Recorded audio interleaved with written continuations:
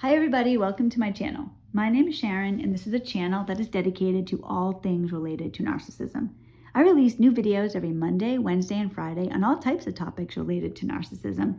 So if you haven't already, please take a moment to subscribe to the channel so you don't miss any videos. I would really appreciate it if you gave the video a thumbs up. It's a free way you can help me out. And definitely don't forget to leave a comment because I like to read what you have to say.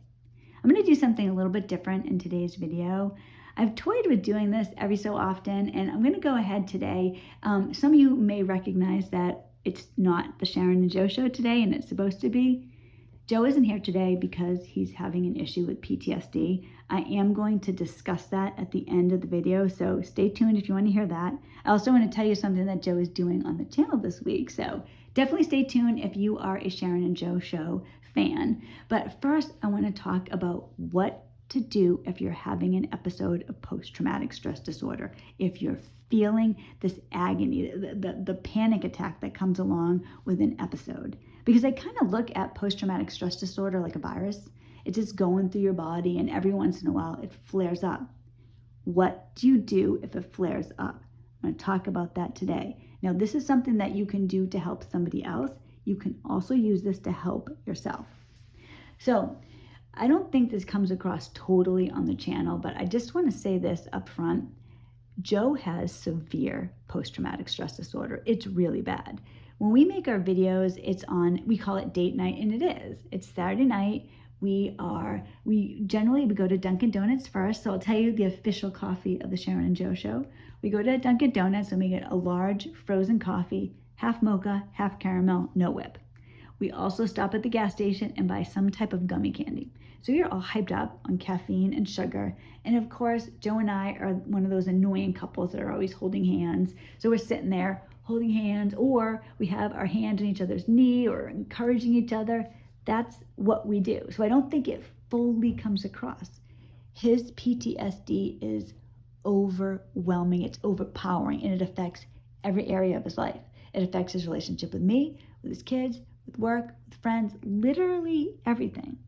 But over time, we have learned what to do when it starts flaring up. So I want to talk to you about that today. If this is you or somebody you love, this does help. You know, I used to get migraines a lot. And when I would get a migraine, as soon as I felt the inkling of a headache, I would take medication right then, immediately. It saved me countless hours. You know, I used to get, sometimes if I didn't do that, I would get a migraine so bad, I would be literally in my bed for 3 days. So I learned immediate action. It's like this too. Don't underestimate how severe post-traumatic stress disorder can be. It can level you. You know, it's almost, and it's a surprise to us. We don't recognize this is going to happen, or I didn't, certainly. You know, you're with the narcissist and you fantasize about leaving. You get out and you feel like, I'm free, I did it. You know, you're like a lottery winner, right? You have this lottery ticket, you won. Oh my gosh, I'm gonna buy a new house and I'm gonna buy my kids a car and I'm gonna do this. 5 years later, you're bankrupt. You know, it's because you don't know how to handle the money. Similarly, when it comes to a narcissistic abuse, a narcissistic entanglement, if you don't fight this immediately, right away, you can really risk having a problem that lasts for days. It'll affect everything in your life. You'll be miserable for no reason. Your body can be free, but your mind can remain. So the immediate thing is to work on the mind. This is what I do to help Joe. This is something you can do to help somebody else or help yourself. First thing, when you feel this overwhelming pain, or you're thinking about something that happened, you've been triggered in some way, and it's running through your body, you can feel it. You might as well still be there. Immediately, you have to start breathing better. You need to breathe, because what you're going to want to do is like ball up in a ball and just focus on the pain, focus on this terrible thing that happened. Tell everybody how bad it is. If I'm talking to Joe, I can't say anything to him about the issue at that moment, because he's completely self-focused on that. That's all he's thinking about, right? I could say, well, this happened to me, and he's going to think my situation is worse than yours. Everything is self-focused. The point immediately, we can talk about that later.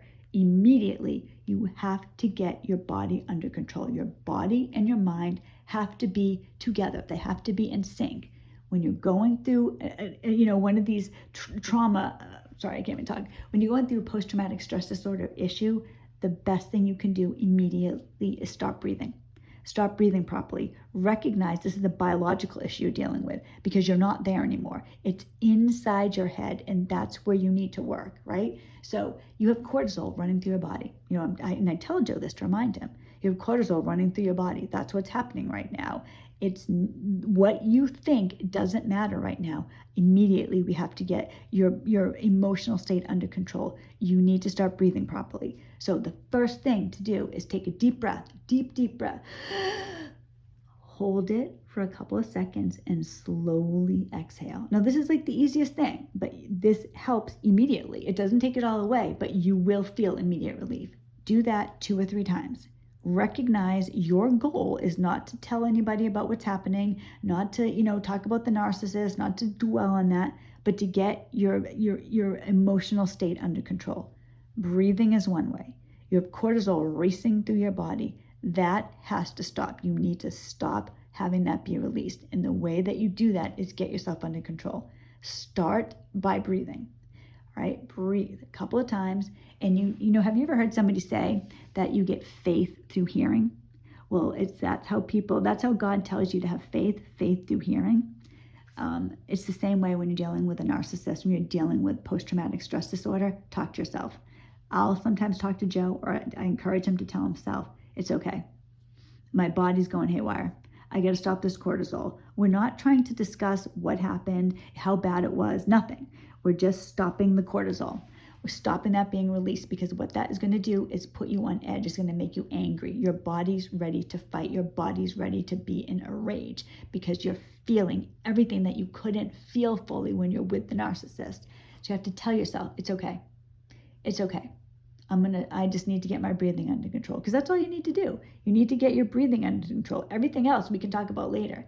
That's what you're going to do. Tell yourself, tell the person, okay, you're breathing, right? You're breathing, and you're going to tell yourself, it's okay.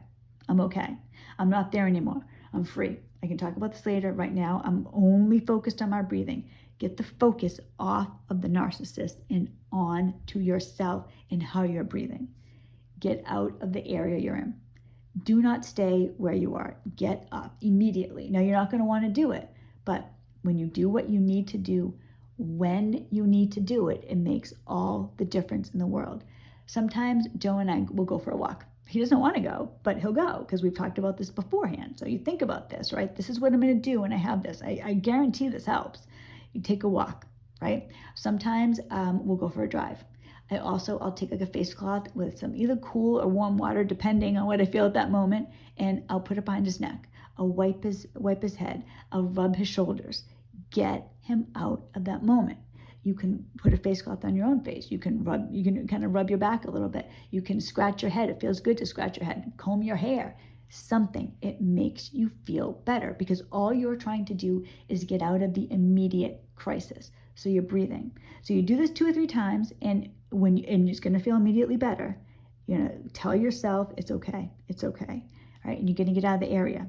In the middle of this, you're going to keep doing that with the breathing. Every so often, take a deep breath, slowly exhale. This isn't just a one-time thing. You keep doing it over and over. You tell yourself, all right, it's okay. It's okay. It's okay. And you'll start to feel the cortisol. You won't be as angry. It takes a little time, but it works.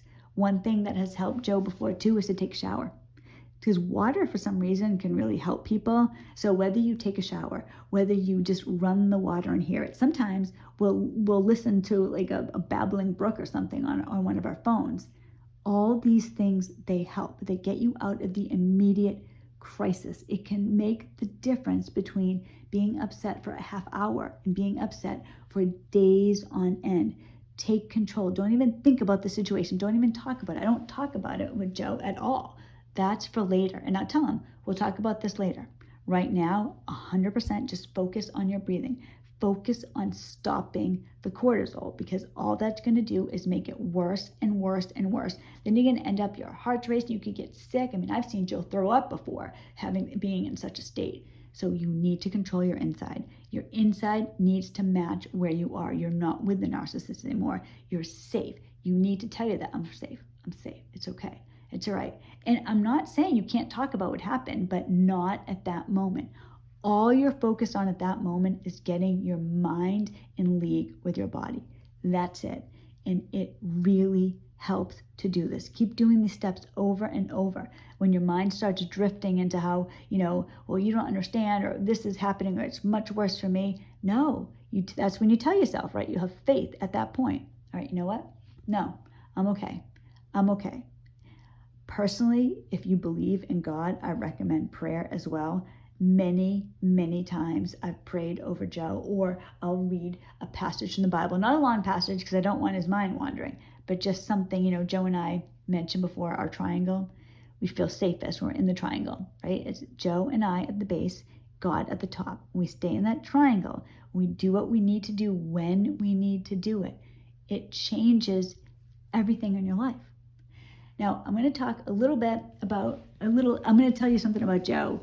So the reason he's not on the channel today is because we were supposed to do our video Saturday night. We ended up not doing it because our daughter Paris had a party at the house. So I wanted to kind of be around, and not just that, sometimes I don't like doing videos with Joe where we talk about the past all the time, because he really suffers from post-traumatic stress disorder. Like I told you, it's debilitating. So when we sit there on our date night and talk about things that happened in the past, things that upset him, sometimes can put him in not a mood, but it's not, I'd like to have fun with Joe too. You know what I mean? So I didn't want to do it Saturday night. And yesterday was such a busy day. We were gone all day, nonstop. Joe and I have 4 kids, and stupidly, we didn't start our Christmas shopping till yesterday. So we were going crazy. And then at night, I wanted to just relax with Joe. And he was so sweet. He did say, I'll do the video. But you know what? I said to him, Joe, I love you too much to have you do the video. I love the channel. You know that. It's my baby. But I want to just relax with you. And I think that was what was best, because when somebody's dealing with trauma, when you're dealing with post-traumatic stress disorder, you need somebody with you, preferably, that can remind you what to do, not to push yourself. So yeah, he would have done the video with me last night, and then I would have been so stressed out doing the video with him because I'd want to try to do it in one take, and if it didn't, I'd feel stressed out, and then he's taking this time with me. So I was just like, you know what? I'm gonna do a video myself in the morning, which is what I'm doing right now. But I thought, I'm gonna bring Joe back on the channel soon. It'll be either this week or next week, and we're gonna talk a little bit about what his post-traumatic stress disorder is and what happens to him, because I think it will help somebody, because like I said, his is pretty severe. I've had post-traumatic stress disorder more in a minor way. So between the two of us, you're somewhere in between. But today, I really want to just throw out what to do. Now, if you're still listening, Joe is an amazing musician. He's so good. One of my very favorite things to do is sit on the bed and listen to him while he plays the guitar. So last night he was playing guitar, and I said to him, I'm like, can I record you and put it on the channel? And of course, Joe, he said, yeah, you can, but I have to tune the guitar up. I have to do this, I have to do that. So I was like, well, when can you do it? He promised this week. So look for that. Joe's going to play some Christmas music on his guitar, and I'm going to put it on the channel. So definitely look for that. If you have any requests, let me know. Put them in the comments. I hope this helps somebody. When you're dealing with post-traumatic stress disorder, it is an unendurable nightmare. It feels like that. But I promise you, if you do what you need to do when you need to do it, you really can move on from it and continue with your day. Just like my migraines, right? If I didn't do anything, if I waited, next thing you know, I'm going to be dying of a headache and I'm going to be in bed for days. If I immediately take action, that's all the difference, and that's what you need to do. So if you're dealing with post-traumatic stress disorder, you are not alone. You can deal with this. You can help yourself. You can help somebody else, but it doesn't last forever. Just in that moment, remember, okay. I'm going to get through this. Remember to breathe. Remember the cortisol. That's what you're thinking about. You can talk about it later. Talk about it tomorrow. Talk about it in an hour. When you're under control, when you're having the attack, that is not the time to talk about it. That's the worst time to talk about it. Thank you so much. I really do hope this helped. I will see you guys on Wednesday. Look out for Joe's music, because that's coming up. And I'm also going to try to record a little sound bit from each of our kids. Well, 3 of the 4 kids. One of Joe's kids don't live with us. I'm going to try to do a little soundbite from everybody to wish you guys a Merry Christmas. And Joe and we released this last year, and we're proud of this. It's a little Narc before Christmas poem, so look for that too. We have a bunch of stuff coming out this week, so I hope everybody has a great week, and I hope you're not as dumb as Joe and I starting your Christmas shopping the week of Christmas. So I'll talk to everybody later. Bye.